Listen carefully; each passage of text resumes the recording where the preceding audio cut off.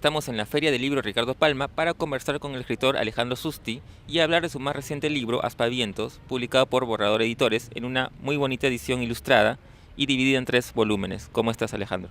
Hola Carlos, ¿cómo estás? Acá bien, contento, feliz con la edición de Borrador. Es un proyecto totalmente diferente a los que he hecho anteriormente, ¿no? ¿Cómo llegas a estos microrelatos y cómo decides organizarlos en tres bloques, en 3 partes? Bueno, son textos que fueron acumulándose a lo largo del tiempo, ¿no? Los más antiguos probablemente tengan, no sé, quizás unos 10 años.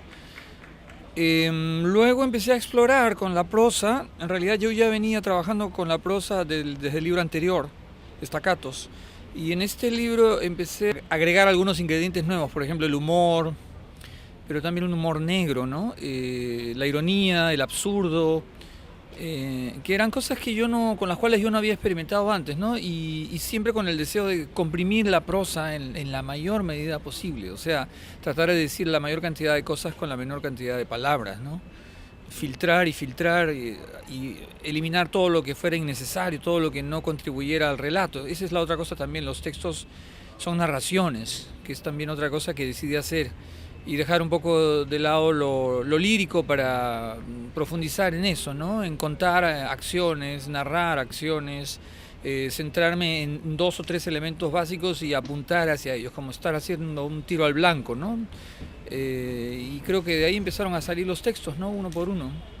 Ahora, tú eres poeta y se dice que la poesía justamente también es una especie de concisión, ¿no? ¿De alguna manera ayuda eso al momento de hacer un microcuento? Sí, por supuesto, sí, ¿no? La concisión, pero también el deseo de experimentación, ¿no? Porque estos textos son experimentales, o sea, no son cuentos, no son poemas, tampoco son poemas en prosa, son narraciones, pero narraciones mínimas, ¿no? Mínimas, mínimas, reducidas a sus elementos más básicos, más esenciales. Y sí, la poesía puede ser una especie de ensayo previo para hacer algo como esto, ¿no? También me interesa, por ejemplo, la textura de las palabras, el lenguaje, me interesa el color, o sea, jugar con las palabras, pero desde un punto de vista absolutamente literario, ¿no? Es un poco la idea, la prosa reducirla a su mejor expresión, ¿no? Mencionas el humor negro, que es una característica del libro y los microrelatos, de las narraciones breves de tu libro, que es un humor negro, digamos, que se alimenta de esta realidad desopilante en la que vivimos. Totalmente, para mí ha sido muy saludable escribir muchos de estos textos porque realmente boto mucho veneno porque trato sobre cosas a las cuales nosotros estamos todos acostumbrados, ¿no? Pero en ningún momento menciono la palabra Perú o la palabra Lima o el nombre propio de algún, no sé, político o institución, digamos, ¿no? Del Estado, ¿no? Pero hay textos que directamente se dirigen a eso, o sea, a sacar toda la pus, ¿no? La podredumbre que hay en algunos de esos laberintos a los que estamos acostumbrados en nuestra vida cotidiana, o sea, el contacto con los funcionarios públicos, con las instituciones públicas, los trámites engorrosos, la pérdida de tiempo, la irracionalidad, ¿no? De lo que se supone que es racional. Entonces trato de jugar siempre con esos contrastes, ¿no? Claro, ahora que mencionabas esto de las trampas burocráticas que nos llevan a estar meses y meses detrás de una resolución, justamente hay un texto que se llama Un empujoncito que tiene que ver con esa famosa frase de a ver si avanza este trámite. Sí, sí, eso está basado en una anécdota que me contó mi esposa, que no fue tan terrible como es el cuento. El cuento es ya totalmente absurdo, ¿no? Yo conforme lo iba escribiendo iba intensificando el absurdo en el cuento, ¿no? Decía, en un momento llego hasta incluso a comparar a los seres humanos con ratas y con cucarachas al final de la primera parte, ¿no? Y cuando leí eso dije, pero está bien, es eso justamente lo que quiero hacer. O sea, hay una degradación de lo humano en esas instituciones que uno puede llegar también a hacer esa comparación, ¿no? Una comparación entre el insecto y el ser humano, que es lo que hace Kafka pues, en la Metamorfosis. Son medio kafkianos algunos de los textos, ¿no? De ese primer tomo sobre todo. Luego en el segundo también vemos el mismo tono de humor negro y también de historias que giran en lo absurdo, pero ya no, claro, de instituciones, sino de repente podríamos decir del mismo ser humano, ¿no? Sí. De repente recuerdo la imagen de un cine y unos gorilas que Sí. salen. Sí, eso está basado en la película de Kubrick, Odisea 2001. Sí, en el segundo tomo entra más lo fantástico, o sea, lo sobrenatural, lo extraordinario, o sea, suceden eventos extraordinarios, eventos que no tienen una explicación lógica. Eso sucede en el segundo tomo. En el segundo tomo también hay algunos textos que son una especie de homenajes a escritores que para mí son escritores de culto.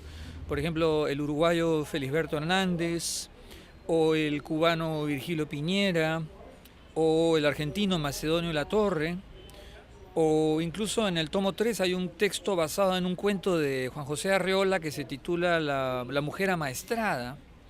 Y yo decidí escribir un cuento que se titula, un mini cuento que se titula El hombre amaestrado. Es una respuesta al texto de Arreola, ¿no? Y bueno, y también en los epígrafes creo que está muy claro eso, ¿no? Hay epígrafes en varios cuentos y de estos autores. También en algún momento hay un epígrafe del Ulises de Joyce. Entonces el libro es también es un homenaje a mis lecturas, ¿no? A los lectores, mejor dicho, a los autores a los cuales yo he siempre admirado, ¿no? Pero autores son autores de culto, son autores escondidos, ¿no? Autores que no se han hecho muy populares y creo que en eso consiste, yo creo, su sabiduría también, ¿no? O sea, que no se han abierto a la fama y a lo masivo, sino que han conservado siempre un mundo secreto, un mundo poco accesible. Y eso es lo que me interesa de esos autores, ¿no? Que te he mencionado. Ahora, a tu humor negro no se ha escapado tampoco el amor, que es el tema del tercer volumen. Sí, el tercer volumen es el amor negro, si quieres ponerlo de esa manera, ¿no? No es humor negro, es el amor negro. O sea, son historias de desencuentros, basadas algunas en experiencias personales, el divorcio, la incomunicación, las barreras que se van levantando entre una pareja. Algunos de esos textos, creo yo que ahí están los textos más antiguos, ¿no? Pero sí, también he puesto también algo de absurdo, de irreal en algunos de esos textos, ¿no? Y hay un texto totalmente erótico que se llama Los Amantes, que es un caudal de erotismo que lo venía trabajando desde hace años y que ahora decidí incluirlo porque creo que ya era hora de que saliera a la luz ese texto, ¿no? Bueno, y acompañando los textos aparecen ilustraciones del conocido ilustrador Mario Molina. Eh, ¿Qué nos puedes comentar al respecto? Bueno, yo a Mario lo conozco desde el colegio, fuimos compañeros de clase y sus ilustraciones se han ajustado perfectamente al texto porque le agregan ese componente también experimental, ¿no? Además el diseño, la diagramación a mí me parece estupenda. Las ilustraciones de Mario además son siempre de tono irónico, político, humor, hay mucho humor, pero un humor muy fino, ¿no? Muy sutil. Y creo que se ajustaron perfectamente a lo que necesitábamos en este libro, ¿no? Y aparte, bueno, sus ilustraciones han sido también aprovechadas, creo yo, al máximo en el texto. Están distribuidas de una manera muy particular. Eso lo va a ver el lector una vez que abra las páginas, ¿no? Para terminar, Alejandro, mencionabas la experimentación, que es de alguna manera una constante en tu obra, digamos. Siempre has estado explorando territorios nuevos, desde la poesía. Ya habías hecho un libro de prosas, ¿no? El anterior, Sí. ¿no? Además está la música, el ensayo. Digamos que tienes una curiosidad expresiva amplia.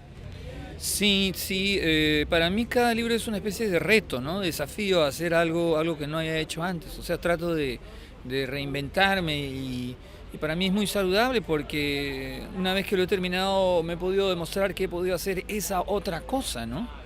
Es decir, que he podido abrir otra puerta, ¿no? Para mí en eso consiste la creación artística en general, ¿no? Sea la musical, la poética o la narrativa. Para mí se trata de abrir puertas, ¿no? De no repetir la misma receta como si estuvieras preparando un plato de cocina, ¿no? No soy bueno justamente en la cocina, entonces trato de ser bueno en la literatura, creando nuevos platos, no sé. Al menos lo trato de hacer, ¿no? Yo no sé si todo eso tenga un valor en el futuro, pero para mí lo importante es intentarlo, ¿no? De eso se trata. Muchas gracias, Alejandro. Estuvimos con Alejandro Susti para hablar de su más reciente libro, Aspavientos, que es una selección de narraciones breves compiladas en 3 pequeños volúmenes ilustradas por él ilustrador Mario Molina. Gracias.